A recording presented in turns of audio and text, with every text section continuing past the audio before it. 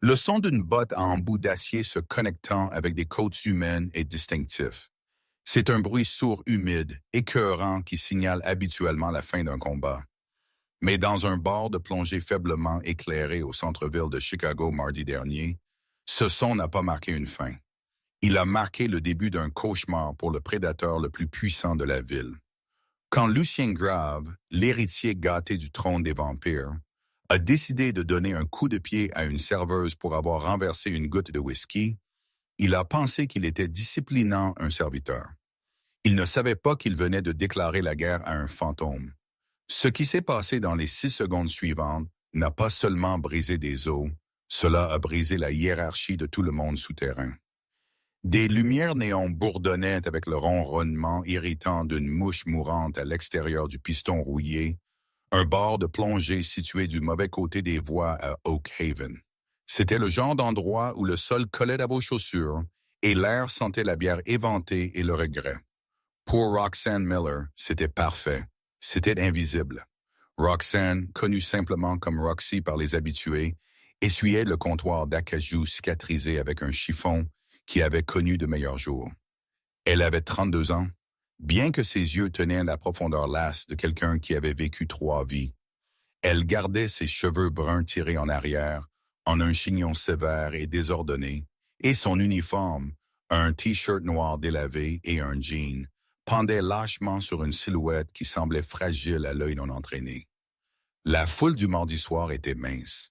Le vieil homme Henderson soignait sa stout habituelle dans le coin, et un couple de débardeurs se disputait d'une partie de billard. C'était calme jusqu'à ce que la porte s'ouvre d'un coup, apportant avec elle une rafale de vent froid et l'odeur métallique lourde d'ozone et de colonne chère. L'atmosphère dans le bar a changé instantanément. Les débardeurs ont arrêté leur jeu. Henderson a baissé son verre. Le silence n'était pas juste calme, c'était prédateur. 3 hommes sont entrés. Les 2 flanquant l'arrière étaient massifs, portant des costumes sur mesure qui tiraient contre des muscles artificiellement améliorés. Leurs yeux étaient cachés derrière des lunettes de soleil sombre même la nuit. Un signe révélateur d'exécuteurs vampires de bas niveau masquant leurs pupilles dilatées, mais l'homme au centre était la force gravitationnelle. Lucien Grave était beau de la manière dont un couteau à cran d'arrêt est beau, aiguisé, poli et dangereux. Il avait la peau pâle qui semblait briller sous les enseignes de bière néon, et ses cheveux étaient d'un noir corbeau lissé en arrière. Il portait un trench coat anthracite qui coûtait plus cher que le bâtiment où il se tenait. Il était le seul fils de Victor Graves, le roi vampire de la côte Est. Lucien a bougé, non pas comme un homme, mais comme une fumée liquide, dérivant vers le bar avec un sourire en coin qui suggérait qu'il possédait tout ce que ses yeux touchaient. Roxy n'a pas levé les yeux. Elle a continué à frotter une tache tenace sur le comptoir, son rythme ininterrompu. « Scotch !» dit Lucien. Sa voix était douce, un enveloppement de velours autour d'un rasoir. Le single malt laissait la bouteille. Roxy a arrêté de frotter. Elle a gardé ses yeux baissés, adhérant aux règles tacites de la ville. Ne regardez pas les prédateurs dans les yeux. Elle a tendu la main vers l'étagère du haut, attrapant la bouteille poussiéreuse de Glenfiddich. Alors qu'elle la posait, sa main a tremblé, non pas de peur, mais d'une poussée soudaine et aiguë d'adrénaline qu'elle n'avait pas ressentie depuis 5 ans. Elle a versé le verre. Alors qu'elle le faisait glisser vers lui, le fond lourd du verre a accroché une rainure dans le bois. Une seule petite goutte de liquide ambré a éclaboussé par-dessus le bord et a atterri sur le poignet de la chemise blanche immaculée de Lucien. Le bar est devenu mortellement silencieux. Lucien a regardé la tache. Puis il a regardé le verre. Finalement, il a regardé Roxy. Ses yeux étaient d'une nuance étonnante de violet et ils étaient dépourvus de toute empathie humaine. « Tu as ruiné ma chemise », murmura Lucien. « Je vais chercher un chiffon », dit Roxy, sa voix rauque. Elle s'est tournée pour attraper un tissu propre du seau. Elle n'a pas vu le mouvement, mais elle a senti le déplacement d'air. Lucien n'a pas attendu d'excuses. Pour lui, les humains étaient du bétail, et le bétail maladroit devait être abattu. Alors que Roxy se retournait, Lucien ne l'a pas giflé. Cela aurait été trop humain. Il a frappé avec un coup de pied frontal, sa botte en cuir italien s'enfonçant directement dans son abdomen. C'était un coup de pied paresseux pour un vampire, destiné à lui couper le souffle et à l'envoyer s'étaler dans les étagères arrière. Il s'attendait à ce qu'elle vole en arrière, s'écrase dans les bouteilles d'alcool et gémisse sur le sol pendant qu'il riait. L'impact s'est produit, mais le résultat n'était pas ce à quoi quiconque s'attendait. Roxy a encaissé le coup. Elle a trébuché en arrière de 2 pas, exhalant brusquement pour atténuer la force, ses bottes glissant sur le sol collant. Elle ne s'est pas écrasée. Elle n'a pas crié. Elle a retrouvé son équilibre contre le bord de l'évier, sa main serrant le rebord d'acier si fort que le métal a gémi. Elle a levé les yeux. Ses yeux, auparavant ternes et soumis, avaient changé. Le marron avait disparu, remplacé par une pupille noire dilatée et concentrée qui suivait le mouvement avec une précision terrifiante. Lucien a froncé les sourcils, inclinant sa tête. « Tais-toi, ordure. Tu es censé être par terre. » Il a avancé, levant sa main pour délivrer un revers qui aurait probablement brisé sa mâchoire. J'ai dit, sur le sol, Roxanne Miller a disparu. Dans le monde du combat souterrain, il y a une légende sur le protocole Jericho. C'était une expérience gouvernementale rumeur des années 90 conçue pour créer des soldats humains capables d'engager des entités surnaturelles en combat rapproché sans l'utilisation d'armements lourds. Le programme a été officiellement annulé, les sujets terminés, ou du moins c'est ce que disaient les dossiers. Lucien Graves a balancé sa main dans l'air vide. Roxy avait esquivé. Pas une bousculade frénétique, mais une chute calculée de son centre de gravité. Elle a pivoté sur son talon gauche, se glissant à l'intérieur de la garde du vampire. Pour un vampire, le temps bouge plus lentement que pour les humains. Ils peuvent voir un coup de pain venir d'un mille. Mais Roxy ne bougeait pas avec vitesse. Elle bougeait avec efficacité. Elle était à l'intérieur de son espace personnel avant que ses synapses ne puissent déclencher l'ordre de rétracter son bras. Elle a poussé son coude vers le haut. Ce n'était pas une frappe aléatoire. Il s'est connecté précisément avec le faisceau de nerfs sous l'aisselle de Lucien. Le plexus brachial. Le bras de Lucien est devenu mort. Un choc d'engourdissement a parcouru son côté. Et pour la première fois en un siècle, son visage a enregistré le choc. Quoi? Roxy ne l'a pas laissé parler. Elle a tourné, utilisant l'élan de la frappe du coude pour alimenter un balayage bas. Sa jambe était comme une barre de fer, coupant les jambes sous le prince vampire. Lucien a frappé le sol. Le son était tonitruant. L'homme qui pouvait soulever une voiture d'une main était actuellement allongé sur le dos dans une flaque de bière renversée, regardant le plafond taché d'eau. Les 2 gardes du corps à la porte, stupéfaits par une paralysie momentanée, ont finalement redémarré. Ils ont rugi, un son guttural qui a exposé leur croc, et ont chargé « Tu es là, à noir ». Lucien a crié du sol, son ego meurtri bien pire que son corps. Le premier garde du corps, un brute nommé Carley, est atteint le bar en 2 enjambées. Il a balancé un poing de la table d'un parpaing, visant la tête de Roxy. Roxy n'a pas bloqué. Tu ne bloques pas un vampire, leur force brisera ton bras. Elle a paré, frappant son poignet sur le côté juste assez pour changer la trajectoire. Le poing a fracassé la caisse enregistreuse, l'explosant en une pluie d'étincelles et de plastique. Dans la confusion des étincelles, Roxy a attrapé une bouteille de vodka et haute teneur d'alcool du rail. Elle ne l'a pas balancé. Elle a fracassé le fond contre le comptoir pour créer un bord dentelé et en un mouvement fluide l'a enfoncé dans le tissu mou de la cuisse de Cale. Cale a hurlé, tombant sur un genou. Le second garde du corps, plus rapide et plus mince, a essayé de la flanquer. Il a bondi, griffes étendues, visant sa gorge. Roxy a sauté par-dessus le comptoir du bar. Elle a bougé avec la grâce d'une gymnaste et la brutalité d'un boucher. En plein air, elle a attrapé le luminaire industriel suspendu, balançant le poids de son corps vers l'avant. Ses bottes se sont connectées avec la poitrine du second garde du corps, avec la force d'une boule de démolition. Le garde du corps a volé en arrière, s'écrasant à travers la fenêtre avant du bord et atterrissant sur le trottoir à l'extérieur. Le verre a plu. Le jukebox a sauté et est devenu silencieux. Roxy a atterri accroupie au centre de la pièce. Elle respirait fort, mais ne haletait pas. Ses mains étaient instables. Elle a regardé le carnage.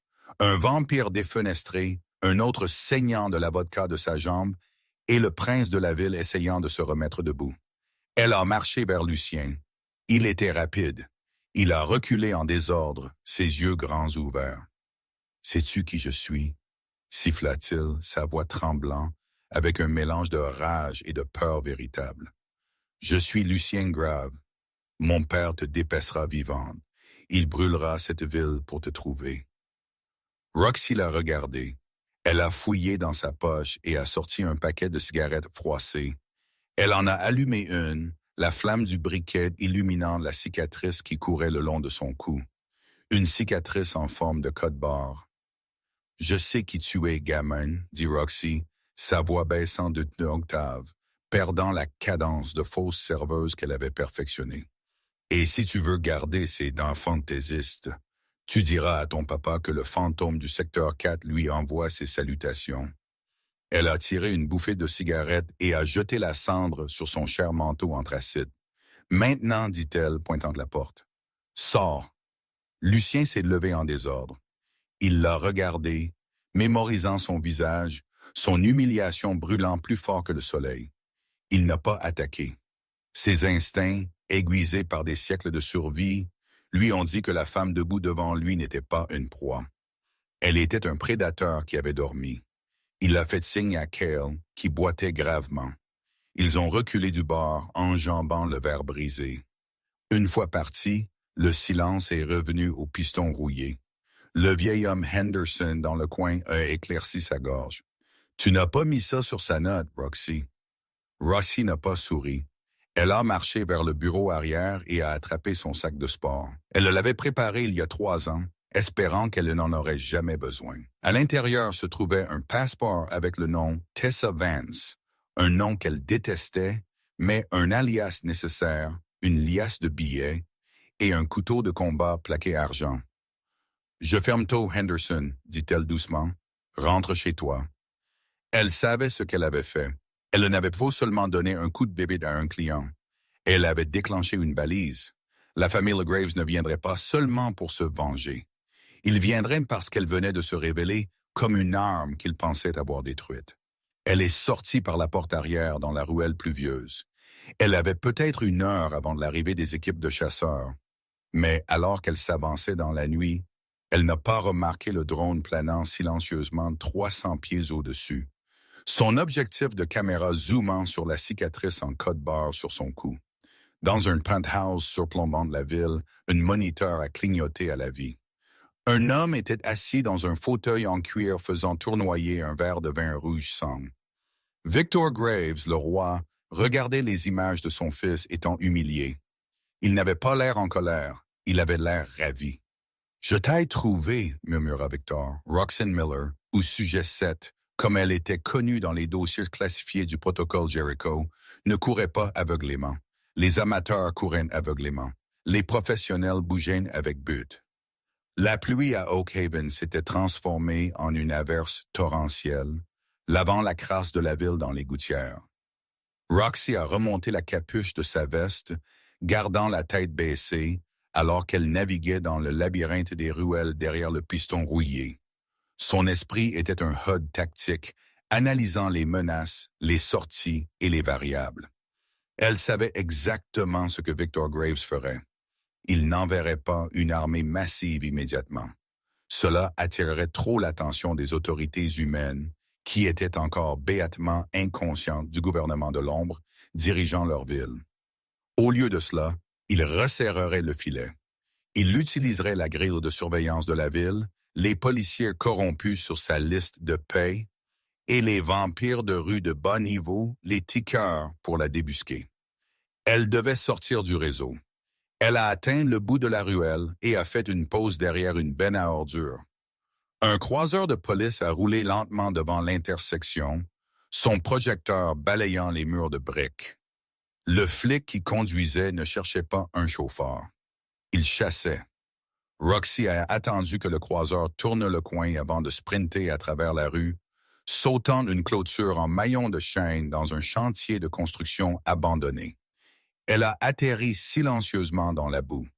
Sa destination était un petit, sale magasin de porno sur la 4e rue appelé l'Échange de Sully. Sully était un receleur, un homme qui achetait et vendait des choses qui ne devraient pas exister. Il était l'un des rares humains qui connaissaient la hiérarchie des vampires et refusaient de s'y soumettre. Roxy a frappé la porte arrière 3 fois dans un rythme spécifique. Toc, toc, toc. Un peine à coulisses a cliqué. La porte a gémi en s'ouvrant, révélant un homme qui semblait fait de cuir et de fumée de cigarette. Sully l'a regardé en plissant les yeux, son bon œil s'écarquillant alors qu'il observait ses vêtements mouillés et l'intensité émanant d'elle. « Roxy, a-t-il râpé, tu as l'air d'avoir juste donné un coup de pied dans le nid de frélon. »« Pire, dit Roxy, le poussant pour entrer dans la boutique encombrée. J'ai donné un coup de pied au fils du roi. » Sully s'est figé alors qu'il verrouillait la porte. Il s'est tourné lentement. « Lucien Grave, tu as donné un coup de d'épée à Lucien Grave. » Il a laissé échapper un sifflement bas, c'est terrifié. « Gamine, tu n'as pas donné un coup de d'épée à un nid. Tu as donné un coup de pied au soleil. » Toute la ville s'illumine. Mon scanner de police crie au sujet d'un suspect code rouge depuis les 10 dernières minutes. « J'ai besoin d'équipement, Sully, dit Roxy, ignorant sa peur. Elle s'est dirigée vers le comptoir. « J'ai besoin du colis que je t'ai laissé il y a 3 ans. » Sully a hésité. « Si je te donne ça et qu'ils le découvrent. Si tu ne me le donnes pas, ils me trouveront ici et ils nous tueront toutes les deux, » dit Roxy calmement. « Au moins avec l'équipement, je peux les attirer loin. » Sully a juré sous son souffle, fouillant sous les planches du sol derrière le comptoir. Il a sorti une lourde et poussiéreuse maillette métallique. Roxy a ouvert les loquets. À l'intérieur reposaient les vestiges de sa vie passée. Il n'y avait pas d'armes. Le protocole Jericho ne reposait pas sur les armes à feu. Les balles s'épuisaient et les vampires guérissaient trop vite. Au lieu de cela, la mallette contenait des armes conçues pour le démantèlement en combat rapproché. Elle a attaché une paire de gants tactiques à fil d'argent. Les jointures étaient renforcées de quartz traité aux UV, un verre qui frappait comme un camion et brûlait la peau de vampire au contact. Ensuite vinrent les brassards, des protections légères et un titane pour ses avant-bras pour bloquer les coupes de griffes. Finalement, elle a équipé un bandoulière de petites grenades sphériques. Ce n'étaient pas des explosifs. C'étaient des grenades assourdissantes remplies de magnésium et de poussière d'ail. « Tu vas à la guerre ?» a demandé Sully, la regardant se transformer d'une serveuse en soldat. « Je vais en finir une, » dit Roxy. Elle a attrapé un téléphone jetable de l'étagère. « J'ai besoin que tu brûles le magasin, Sully. Prends l'argent de l'assurance et quitte la ville ce soir. Brûle-le. C'est la seule façon qu'il ne retrace pas mon odeur jusqu'à toi.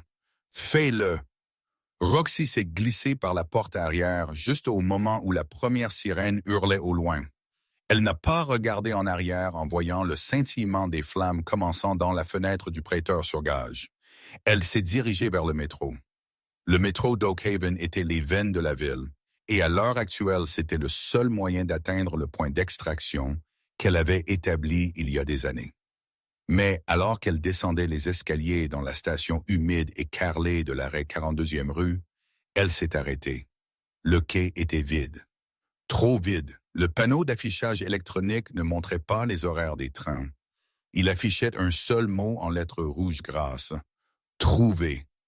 Les cheveux sur la nuque de Roxy se sont dressés. Ce n'était pas un piège. C'était une arène. Des ombres du tunnel, des figures ont émergé. Ce n'étaient pas les gardes du corps brut du bar. C'étaient les élites. Ils portaient une armure tactique élégante et moderne, noir mat. Il ne portait pas d'armes, seulement des lames dentelées et des matraques électriques. Et les dirigeants, marchant nonchalamment le long du bord du quai, se trouvait Lucien. Il avait changé.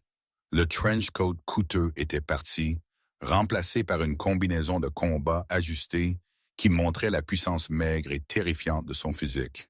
Sa mâchoire était contusionnée, une marque violette fleurissant là où Roxy l'avait frappé du pied, mais ses yeux brillaient d'une intensité maniaque. « Tu cours vite pour une serveuse ?» a crié Lucien, sa voix résonnant sur les murs carrelés. Roxy se tenait au centre du quai, ses mains lâches sur les côtés. « Et tu guéris lentement pour un prince. » Lucien a ri. Ce n'était pas le rire arrogant du bar. C'était plus sombre, plus riche. « Tu m'intrigues, Roxy. Où est ce sujet 7? Mon père a déterré les vieux dossiers. Il pensait que tous les soldats Jericho étaient liquidés.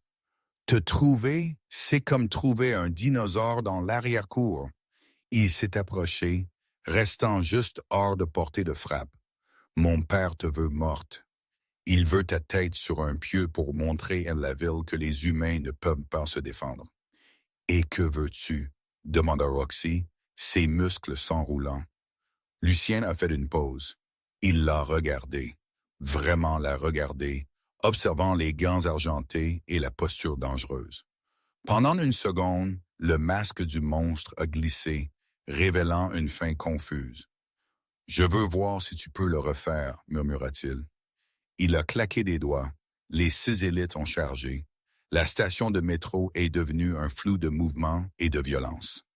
Le premier élite a atteint Roxy avec une vitesse qui aurait brouillé sur une caméra. Il a balancé une machette dentelée visant son cou. Roxy n'a pas esquivé. Elle a marché dans le cou. Son brassard gauche a attrapé la lame, des étincelles volant alors que le titane rencontrait l'acier. Avec sa main droite, elle a enfoncé son poing renforcé de quartz dans la gorge de l'élite. L'impact a sonné comme une branche qui se brise.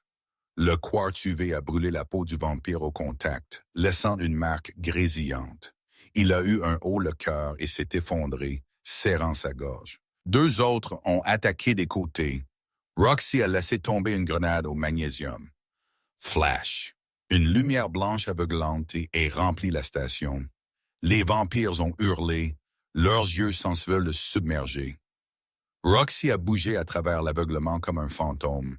Elle a balayé la jambe de l'un, piétinant son genou avec un craquement écœurant, et a utilisé l'autre comme un tremplin pour se lancer par-dessus les tourniquets. Elle gagnait. Elle était plus rapide, plus intelligente et entraînée à tuer exactement ce genre d'ennemi. Mais elle avait oublié la variable qui changeait tout. La magie. Lucien n'avait pas rejoint le combat. Il regardait, analysait. Alors que Roxy démantelait son escouade, il a levé sa main. Il n'a pas lancé un coup de poing. Il a lancé une ombre. L'obscurité, épaisse et visqueuse comme de l'huile, a éclaté du sol sous les pieds de Roxy. Ce n'était pas physique. C'était de la magie de liaison, un trait de la lignée royale. Roxy a senti ses bottes collées au sol. Les ombres se sont enroulées autour de ses chevilles, rampant le long de ses jambes comme des serpents vivants. Elle les a lacérés avec son couteau de combat, mais la lame est passée à travers sans danger. La force physique ne peut pas briser un lien de sang, dit Lucien, marchant calmement à travers le carnage de ses soldats tombés. Roxy s'est débattue, forçant avec chaque once de sa force améliorée. Elle a réussi à libérer un pied, mais les ombres ont déferlé, s'enroulant autour de sa taille, épinglant ses bras sur les côtés. Elle a grincé des dents, fusillant Lucien du regard. « Lâche, viens me combattre toi-même !» Lucien s'est arrêté à quelques centimètres de son visage. Il sentait la pluie et le fer. Il a tendu la main, ses doigts froids traçant la ligne de sa mâchoire. Il ne fanfaronnait pas. Il avait l'air impressionné. « Je te combats, » dit Lucien doucement.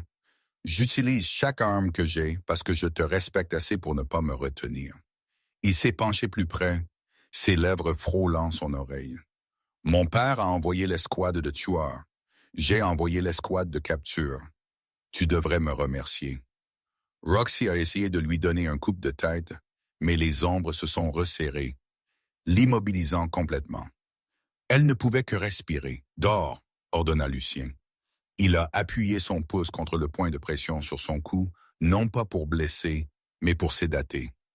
Le venin de vampire à petite dose était un narcotique puissant. La vision de Roxy s'est brouillée. L'adrénaline s'est effondrée.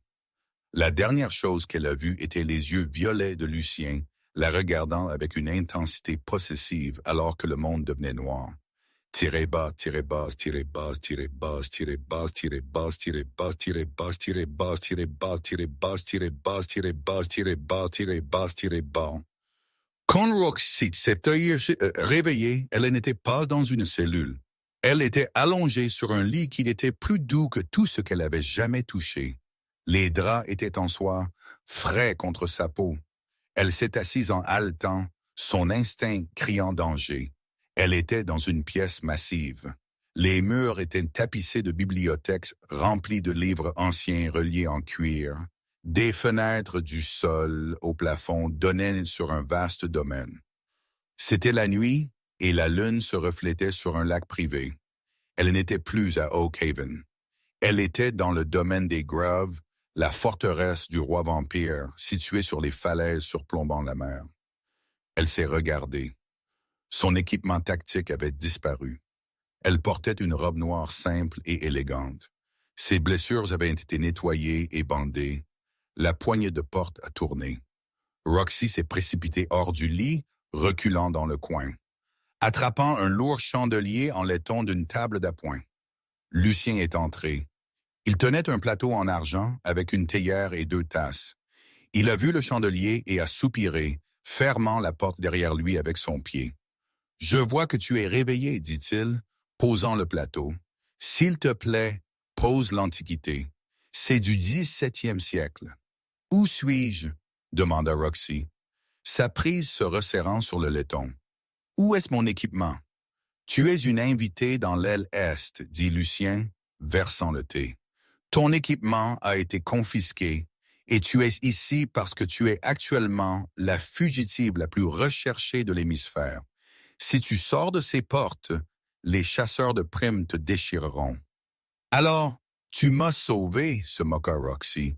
Le prince qui donne des coups de pied aux serveuses et c'est maintenant un sauveur. » L'expression de Lucien s'est assombrie. Il a touché l'endroit sur sa chemise où le whisky s'était renversé des nuits auparavant. « J'ai fait une erreur au bar. Je t'ai sous-estimé. Je pensais que tu n'étais rien. » Il l'a regardé, ses yeux brûlants. « J'avais tort. Tu es magnifique. » Roxy a légèrement baissé le chandelier, la confusion luttant avec sa colère. « Que veux-tu, Lucien? »« Mon père veut te disséquer, » dit Lucien sans détour. Il veut savoir comment un humain peut bouger plus vite qu'un vampire. Il veut faire de l'ingénierie inverse sur le protocole Jericho. Il a fait un pas vers elle, mais j'ai fait un marché avec lui. Je lui ai dit que tu étais ma propriété, que je t'ai réclamé par droit de combat. Roxy a senti un frisson courir le long de sa colonne vertébrale. Je ne suis la propriété de personne. Dans cette maison, tu es soit une propriété, soit de la nourriture, dit Lucien sombrement. Je t'ai acheté du timp, mais tu dois jouer le rôle. Quel rôle? Mon garde du corps, dit Lucien. Un petit sourire ironique a touché ses lèvres. C'est poétique, n'est-ce pas? La femme qui m'a humilié et maintenant juré de me protéger. C'est la seule façon de te garder assez près de Victor sans qu'il ne te tue instantanément. Roxy l'a fixé. C'était une cage dorée. Il lui offrait la survie, mais au prix de sa liberté. Elle a regardé la fenêtre. C'était du verre renforcé. La chute était de 300 pieds dans l'océan. Il n'y avait pas d'échappatoire. Pas encore. Elle a posé le chandelier. Bien, dit-elle, sa voix d'acier froid. Je jouerai ton jeu, Prince, mais si tu me touches, je te casserai l'autre bras. Le sourire de Lucien s'est élargi. Sincère cette fois, je compte dessus. Soudain, les lourdes doubles portes de la chambre ont éclaté. L'air dans la pièce a chuté de 10 degrés instantanément. Un homme est entré. Il ressemblait à une version plus âgée et plus terrifiante de Lucienne. Ses cheveux étaient argentés, son visage ridé par des siècles de cruauté. Il portait un costume qui semblait tissé de sang. Victor Graves, le roi. Il n'a pas regardé Lucien. Il a regardé Roxy droit dans les yeux. Ses yeux étaient rouges, non pas le violet de son fils, mais le rouge cramoisi profond du sang artériel frais. Alors Victor ronronna, sa voix comme des pierres qui grincent. C'est la petite souris qui a rugi. Il a marché vers Roxy, ignorant sa posture défensive. Il a reniflé l'air autour d'elle. Elle sent l'ozone et la violence. Victor a médité. Il s'est tourné vers Lucien. « Tu dis qu'elle est à toi, garçon. Tu dis que tu l'as brisée. » Lucien s'est raidi. « Elle est sous mon commandement, père. » Victor a ri. Il s'est retourné vers Roxy, son visage à quelques centimètres du sien. « Nous verrons. Demain soir, c'est le bal de la lune de sang. Toutes les hauts de famille seront là. Tu la présenteras, et nous verrons si elle est vraiment une chienne loyale ou si elle a besoin d'être abattue. » Victor s'est tourné et est sorti, les lourdes portes se refermant derrière lui. Roxy a regardé Lucien. Il avait l'air pâle. « Le bal de la lune de sang ?» demanda Roxy. « C'est un rassemblement de chaque seigneur de guerre vampire de la côte, » dit Lucien, sa voix tendue. « Si tu fais une erreur, si tu montres un signe de faiblesse, ils te mangeront vivante. » Littéralement. Roxy a marché vers la fenêtre, regardant son reflet. La serveuse était partie. La soldate était de retour. « Je ne compte pas montrer de faiblesse, dit-elle. Je compte leur montrer exactement ce pourquoi le protocole Jericho a été construit. » La salle de bal du domaine des Graves était un chef-d'œuvre d'architecture gothique et de richesse grotesque. Des lustres en cristal de la taille de petites voitures pendaient du plafond voûté, projetant une lumière fracturée et chatoyante sur la foule. Le sol était en marbre noir poli jusqu'à un éclat de miroir reflétant les centaines d'invités qui se déplaçaient à travers lui comme des requins dans un bassin sombre. C'était le bal de la lune de sang, un sommet annuel où les 12 hautes familles de la côte se rassemblaient pour échanger des territoires, régler des querelles de sang et prétendre qu'elles étaient civilisées. Roxy se tenait en haut du grand escalier, sa main reposant légèrement sur le bras de Lucienne. Elle avait l'air méconnaissable. La serveuse du piston rouillé avait été effacée. À sa place se tenait une femme saisissante dans une robe longue en soie bleu nuit. La robe était sans dos, révélant la cicatrice en code-barre sur son cou. Un choix délibéré de Lucien, c'était un mouvement de pouvoir. Il ne cachait pas ce qu'elle était. Il la montrait comme une arme trophée. « Respire, » murmura Lucien, sentant la tension dans son biceps. « S'ils sentent la peur, ils s'aimeront. »« Je n'ai pas peur, » murmura Roxy, ses yeux balayant la pièce, marquant les sorties, les points d'étranglement et les menaces potentielles. « 17, » répondit Lucien sans manquer un battement. « 18 si tu utilises le lustre, mais essayons d'éviter les victimes de masse avant les hors-d'œuvre. » Il lui a glissé quelque chose dans la main, un petit objet lourd dissimulé par les plis de sa robe. C'était une épingle à cheveux, mais la tige était faite d'argent massif, aiguisée en pointe d'aiguille. « Pour les urgences, » dit-il. Roxy l'a regardé, surprise. Il l'armait. Dans une pièce pleine de sa propre espèce, il donnait à l'âme humaine un moyen de les tuer. « Prête ?» demanda-t-il. « Finissons-en avec ça. » Ils sont descendus les escaliers. La conversation dans la salle de bal n'a pas cessé, mais la température a semblé chuter. Des centaines d'yeux se sont tournés vers eux. Ce n'étaient pas des yeux humains. Ils étaient dorés, rouges, violets et noirs de jais. Alors qu'ils atteignaient le sol, la foule s'est écartée. Ce n'était pas par respect pour Lucien, c'était par curiosité. La rumeur s'était répandue. Le prince avait un tueur d'animaux de compagnie. Un vampire grand et émacié avec une peau comme du parchemin s'est avancé. C'était Lord Sterling. Non, attends. Sterling est banni. C'était Lord Valerius. C'est Dash. Le chef des territoires du Sud, il tenait un verre de liquide rouge épais. Lucien, Valerius a chanté d'une voix mélancolique, sa voix sonnant comme des feuilles sèches glissant sur le trottoir. Nous avons entendu dire que tu avais eu des problèmes avec l'aide. Est-ce la petite chose qui a causé tant d'agitation? Valerius a tendu un long doigt griffu pour toucher le visage de Roxy. Roxy n'a pas tressailli. Elle ne s'est pas retirée. Elle a simplement déplacé son poids, bougeant sa main de sorte que l'épingle à cheveux en argent était cachée, mais prête à frapper une artère. Elle a soutenu le regard de Valerius avec un ennui qui était plus insultant que de l'agression.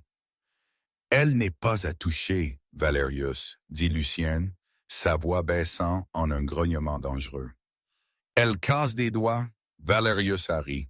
Un son creux, un son fougueux. Victor doit être amusé. Père est extatique. Lucien a menti en douceur. Dansons, ma chère. Il a tiré Roxy sur la piste de danse avant que Valerius ne puisse répondre. L'orchestre a commencé à jouer une valse, quelque chose de lourd et classique, rempli de violoncelles en pleurs. Lucien était un danseur parfait. Il menait avec une prise ferme et contrôlante. Roxy, entraînée au combat, a trouvé le jeu de jambes facile. C'était juste une autre forme de sparring. « Tu te débrouilles bien, » dit Lucien en la faisant tourner. « Valerius est un serpent.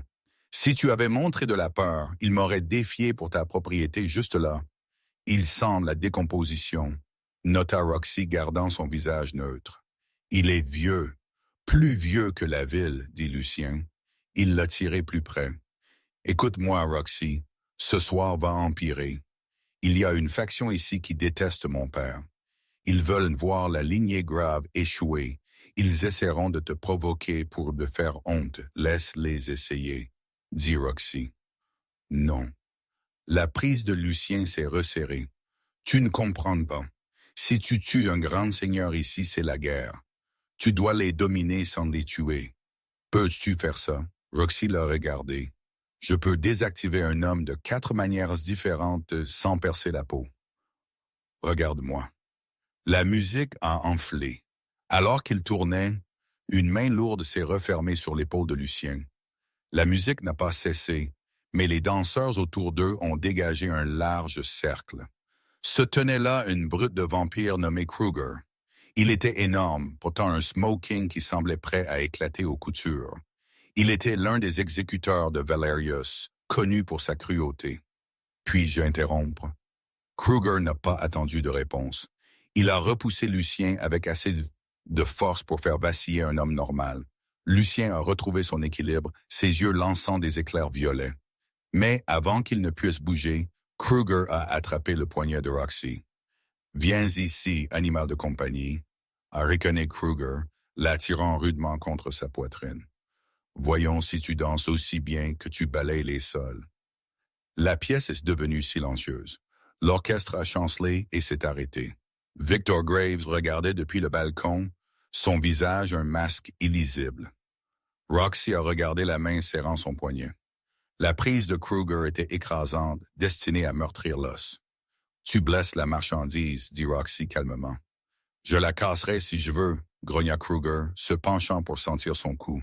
« Je parie que tu as le goût de la pure. » Roxy ne s'est pas retirée. Elle a bougé avec lui. Elle s'est approchée comme pour l'embrasser. « En fait, » murmura-t-elle, « j'ai le goût de l'argent. » Dans un mouvement trop rapide pour que l'œil humain ne puisse le suivre, Roxy a piétiné la voûte plantaire du pied de Kruger avec son talon stiletto. Alors qu'il haletait, elle a utilisé son propre élan pour lui tordre le bras derrière le dos. C'était une clé articulaire, une simple immobilisation policière, mais appliquée avec une force améliorée. Kruger a rugi et a essayé de la jeter. Roxy n'a pas lâché. Elle a pivoté, enfonçant son épaule dans son coude. Il y a eu un craquement écœurant. Kruger a crié, tombant à genoux. Son bras pendait inutilement à son côté, disloqué mais non cassé. Roxy s'est tenue au-dessus de lui, lissant la soie de sa robe. Elle n'avait pas l'air troublée. Elle avait l'air ennuyée. « Mes excuses, dit-elle à la pièce silencieuse, sa voix portant clairement. Il menait avec le mauvais pied. Elle s'est tournée vers Lucien et lui a tendu la main. « Allons-nous finir la danse? » Pendant 3 secondes, le silence a été absolu. Puis du balcon, un lent applaudissement a commencé. C'était Victor. Le reste de la pièce a suivi. Une ondulation d'applaudissements polis et terrifiés. Roxy avait réussi le test. Elle n'avait pas tué un invité, mais elle avait humilié un rival. Lucien lui a pris la main, ses yeux grands ouverts avec quelque chose qui ressemblait dangereusement à de l'adoration. « Tu es terrifiante », murmura-t-il en l'attirant de nouveau dans la valse. « Je fais juste mon travail », répondit Roxy, mais son cœur battait la chamade. Elle venait de se faire un ennemi de Kruger et Valerius. Plus tard cette nuit-là, la fête s'est déplacée sur la terrasse. L'air était frais, sentant l'océan. Roxy s'est appuyée contre la balustrade de pierre, prenant un moment pour respirer. Lucien est apparu à côté d'elle avec 2 verres de champagne. Il lui en a tendu un. « Tu as été parfaite, dit-il. Valerius part. Il est furieux, mais il ne peut rien faire sans insulter le roi. »« Ton père, dit Roxy, levant les yeux vers le balcon où Victor se tenait toujours, les regardant. Il me regarde comme si j'étais une expérience scientifique. » Lucien a hésité. Il a regardé l'eau sombre. « Roxy, il y a quelque chose que tu dois savoir sur le protocole Jericho. » Roxy s'est raidie. « Qu'est-ce qu'il en est? » « Mon père n'a pas seulement trouvé les dossiers, dit Lucien doucement. Il l'a financé. » Roxy s'est figée. Le verre dans sa main s'est brisé, du champagne se répandant sur ses doigts. « Quoi? » Le gouvernement n'avait pas le budget ni la biologie pour créer des soldats comme toi, avoua Lucien, sa voix lourde de honte. Mon père a fourni le financement et la matière première, le sérum qu'ils t'ont injecté, la chose qui te rend forte, qui te rend rapide. Il s'est tourné pour la regarder, ses yeux pleins de tristesse. C'est du sang de vampire, synthétique, modifié, mais dérivé de la lignée des Graves. C'est pourquoi tu peux nous combattre. C'est pourquoi tu peux nous voir quand nous bougeons vite. Tu n'es pas juste humaine, Roxy. Tu fais partie de nous. Roxy a reculé, l'horreur l'envahissant. Elle s'est sentie malade. Toutes ces années, elle avait chassé des monstres, seulement pour découvrir qu'elle était alimentée par la chose même qu'elle détestait. « Tu mens, » murmura-t-elle. « J'aimerais que ce soit le cas, » dit Lucien. Il a tendu la main vers elle, mais elle a repoussé sa main. « Ne me touche pas, » siffla-t-elle. Avant que Lucien ne puisse parler, un point laser rouge est apparu sur sa poitrine. L'entraînement de Roxy a instantanément supplanté son horreur. « À terre » a-t-elle crié. Elle a taclé Lucien, le projetant sur le sol de pierre juste au moment où une balle de gros calibre brisait la balustrade de pierre où il se tenait. « Sniper » Roxy a roulé, traînant Lucien derrière une jardinière en pierre. « D'où vient-il? »« Les falaises !» Lucien a grogné, vérifiant l'éraflure sur son bras due aux éclats de pierre, crête nord. Un autre coup de feu a retenti, cette fois frappant les portes vitrées de la salle de bal. Des cris ont éclaté à l'intérieur. « Il ne me vise pas », réalisa Lucien, regardant la trajectoire. Ce tir, il visait le balcon. Il a levé les yeux. Victor était parti. Il frappe la direction, dit Roxy, son esprit passant en mode soldat. Nous devons bouger maintenant. Elle a regardé Lucien, l'homme qui venait de lui dire que son sang était du poison. L'homme dont la famille était responsable de tous les cauchemars qu'elle avait jamais eus. Mais il était aussi l'homme qui lui avait donné l'épingle en argent. « Peux-tu courir ?» demanda-t-elle. « Oui. »« Alors cours, » dit Roxy, attrapant un morceau dentelé de la balustrade de pierre brisée comme arme. « J'attirerai leur feu. »« Roxy, non !»« Va !» cria-t-elle. Elle a sauté par-dessus la jardinière, sprintant à travers la terrasse ouverte, se faisant la cible parfaite. 3 coups de feu ont retenti. Ils l'ont manqué de quelques centimètres, ébréchant la pierre à ses talons. Elle a plongé à travers les portes brisées de nouveau dans la salle de bal, roulant en position accroupie au milieu de la panique. Elle était le sujet sept. Elle était une arme. Et cette nuit, l'arme était en colère, la salle de bal. Il y a quelques instants, Un tableau de décadence et de valse s'était transformé en abattoir. Les lustres en cristal ont vacillé et se sont éteints lorsque le réseau électrique a été coupé, plongeant la pièce dans une obscurité chaotique, illuminée uniquement par les faisceaux frénétiques des lampes de poche tactiques et les éclairs de bouche des armes automatiques. Roxanne Miller se déplaçait dans l'obscurité comme un requin en eau profonde. La robe de soie qu'elle portait était déchirée à l'ourlet pour permettre le mouvement, et ses pieds étaient nus. Elle avait jeté les talons quelques secondes après le premier coup de feu. Le sol de marbre froid était glissant de sang et de champagne renversé. Une surface perfide pour quiconque sans son équilibre. Elle ne fuyait pas, elle chassait. Les attaquants n'étaient pas des tueurs à gages ordinaires. Alors que Roxy se glissait derrière une lourde table de buffet en chêne, les balles rongeant le bois à quelques centimètres de son visage, elle a analysé leur schéma de mouvement. Ils se déplaçaient en parfaite synchronisation, utilisant des signaux manuels et des chambres de tir superposées. Ce n'étaient pas des vampires. Leur signature thermique était humaine, mais ils étaient rapides. Trop rapides. Jéricho, murmura-t-elle à elle-même, un nœud froid se formant dans son estomac. Lucien s'est glissé à côté d'elle, sa veste de costume partie, sa chemise blanche tachée de rouge. Pas la sienne. Il tenait un éclat de verre dentelé comme un poignard. Ses yeux de vampire étaient entièrement dilatés, brillant d'une lumière violette prédatrice dans l'obscurité. « Ce sont des humains !» siffla Lucien, sa voix empreinte de confusion et de rage. « Mais ils bougent comme toi. »« Ce ne sont pas juste des humains, » répondit Roxy, vérifiant le reflet dans un plateau d'argent pour repérer les tireurs. « Ce sont les autres sujets. Ceux que tu as dit étaient terminés. »« J'ai vu les dossiers, » insista Lucien. « Ordre de liquidation signé et exécuté. »« Alors quelqu'un a menti à ton prince, » dit Roxy d'un ton sombre.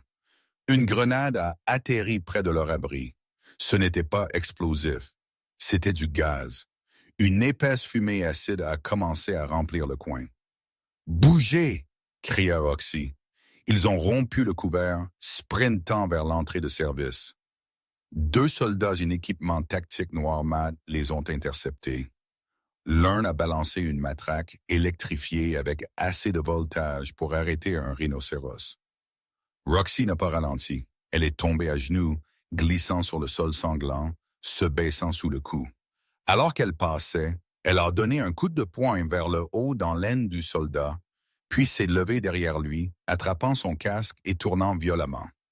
Le soldat est devenu mou. Lucien a engagé le second. Le prince vampire était un flou de violence, parant une poussée de couteau et enfonçant ses crocs dans le cou du soldat. Mais il a reculé instantanément, crachant le sang. « Ça brûle !» a haleté Lucien, essuyant sa bouche. « Leur sang, il est lassé de verveine et de nitrate d'argent. » « Soldats suicides », réalisa Roxy. Ils étaient construits pour tuer les vampires, même s'ils se font manger. Ils ont éclaté à travers les doubles portes dans la cuisine. Elle était vide de personnel, les surfaces en acier inoxydable brillant sous les lumières d'urgence.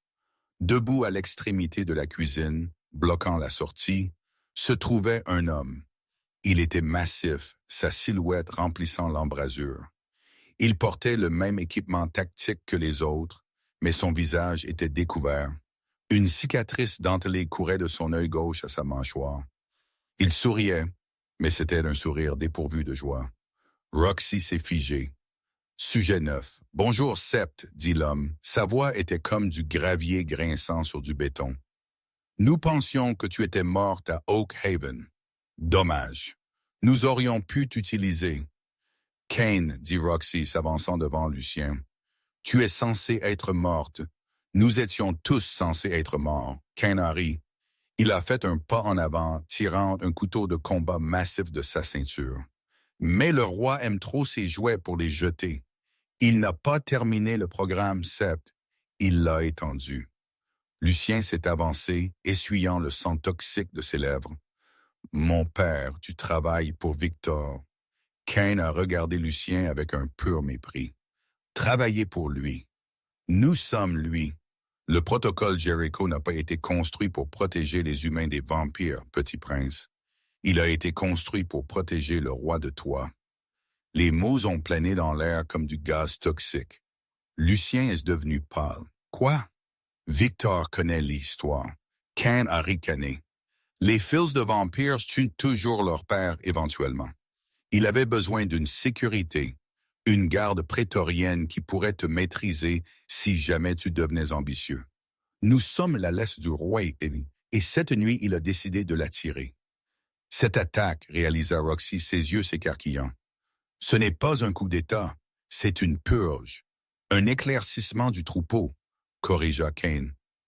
Valerius et les autres grands seigneurs devenaient trop audacieux.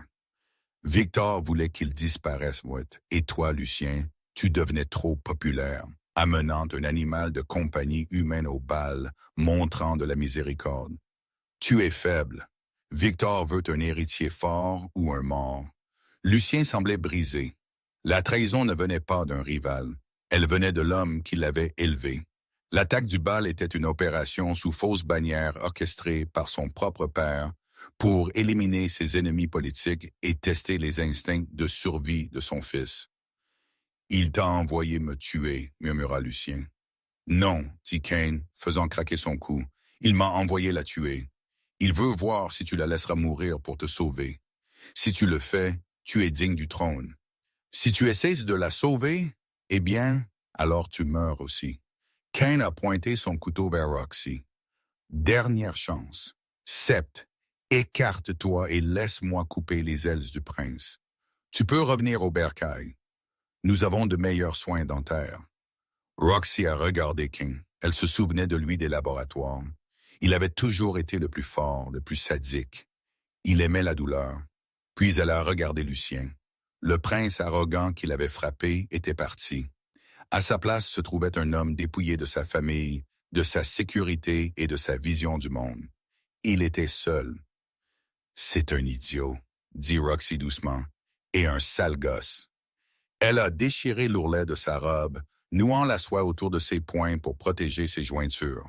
« Mais c'est mon idiot. » Elle s'est mise en position de combat. « Viens le chercher, Kane. » Kane a rugi et a chargé. La cuisine est devenue un ouragan d'acier et de chair. Kane était plus fort que Roxy. Les variantes de sérum qu'il lui avait données au fil des ans avaient augmenté sa masse musculaire à des proportions monstrueuses. Quand son couteau a lacéré l'air, cela a sonné comme un claquement de fouet. Roxy ne pouvait pas le bloquer. Un coup direct briserait ses os. Elle devait être de l'eau. Kane a bondi, le couteau visant son cœur. Roxy a pivoté, la lame traçant une fine ligne sur son épaule. Elle a serré les dents contre la piqûre et a claqué son coude dans ses côtes. C'était comme frapper un mur de briques. Kane n'a même pas tressailli. Il l'a repoussée du revers de la main, l'envoyant voler à travers la cuisine. Elle s'est écrasée contre une étagère de casseroles et poêles industriels, le métal cliquetant bruyamment autour d'elle. « C'est tout? » Kane a ri la traquant. « Tu es devenu molle à jouer à la serveuse? » Lucien a attaqué. Il n'avait pas toute sa force. Le sang toxique qu'il avait ingéré le ralentissait.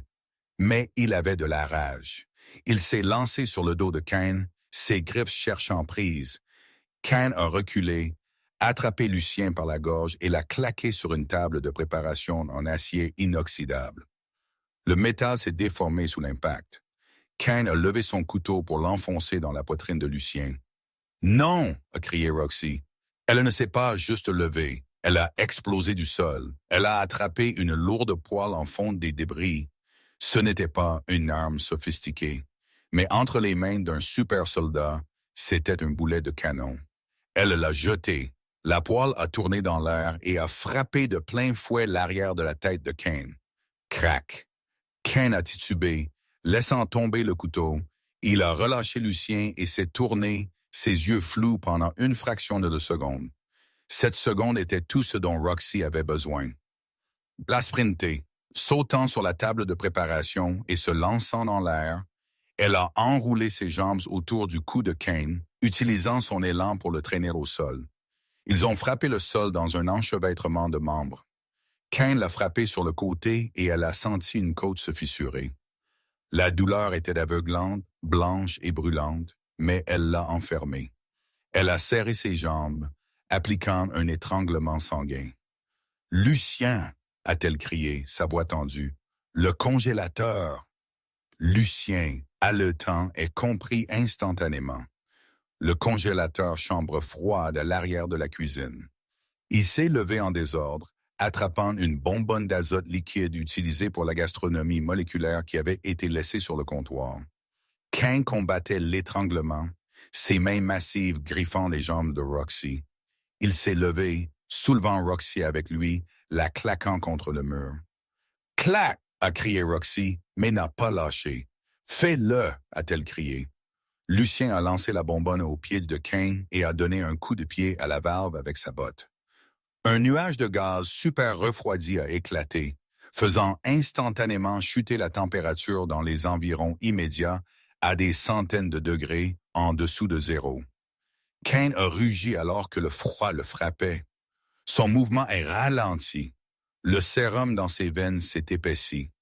Roxy a relâché sa prise et a fait un salto arrière, atterrissant accroupi à côté de Lucien.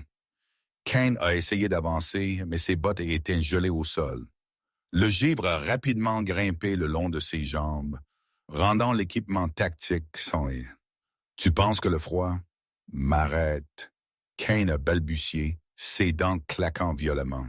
« Non, » dit Lucien, s'avançant. Il a ramassé le lourd couteau de chef que Cain avait laissé tomber.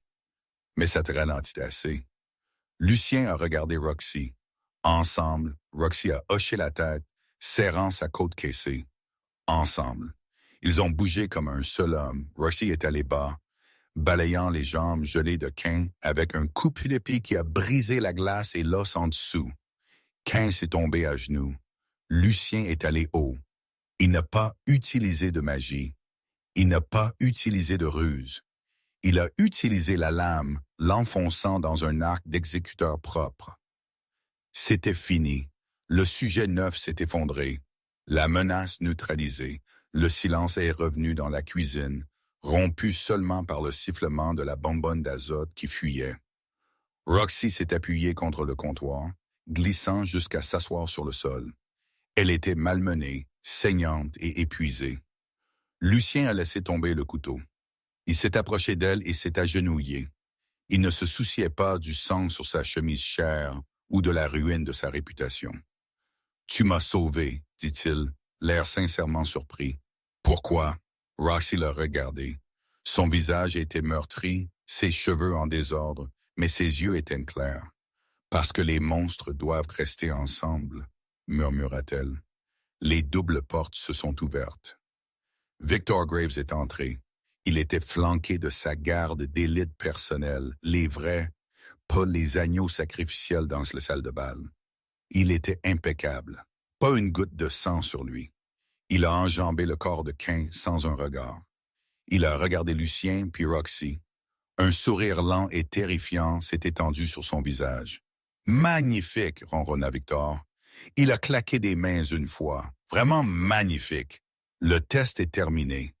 Lucien s'est levé, se positionnant entre son père et Roxy. « Un test? Tu as massacré la moitié de la cour. Tu as essayé de me tuer.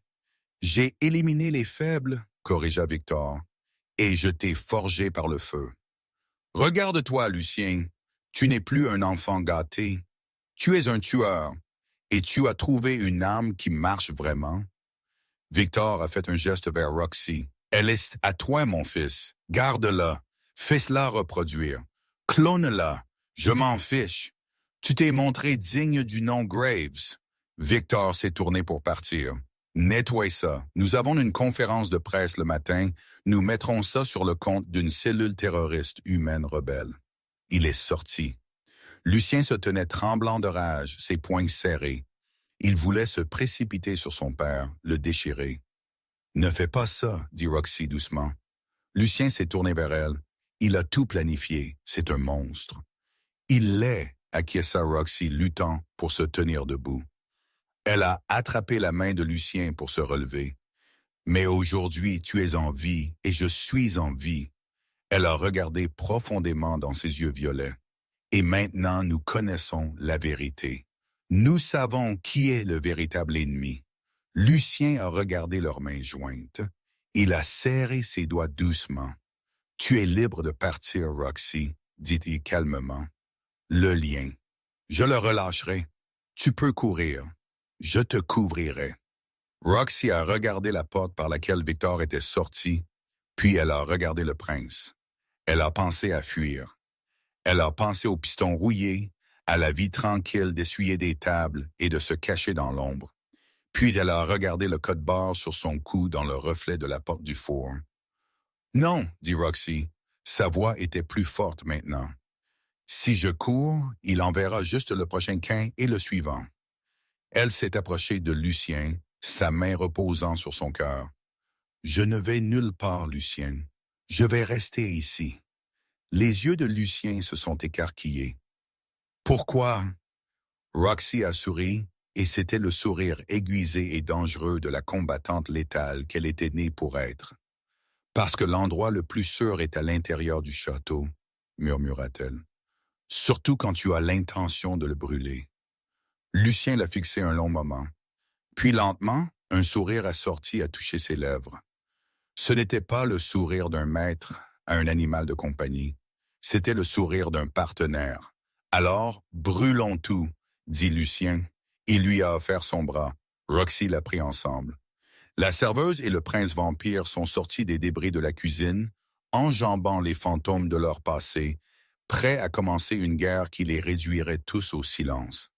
Et c'est là que nous laissons Roxane et Lucien debout dans les cendres de la trahison, non plus ennemis, mais partenaires dans un jeu bien plus mortel qu'ils n'auraient jamais imaginé. Ils ont survécu à la nuit, mais peuvent-ils survivre au roi? Que penses-tu que devrait être le prochain mouvement de Roxy? Devrait-elle faire confiance à Lucien ou dort-elle à côté d'une vipère? Cette histoire nous rappelle que parfois la personne que tu as abattue est la seule assez forte pour te relever. Si tu as aimé cette saga pleine de rebondissements et d'actions de vampires, de soldats secrets et de romances interdites, s'il te plaît, détruis ce bouton j'aime comme Roxy a détruit Kane. N'oublie pas de t'abonner et de cliquer sur la cloche pour ne pas manquer la prochaine partie de l'histoire. Je te verrai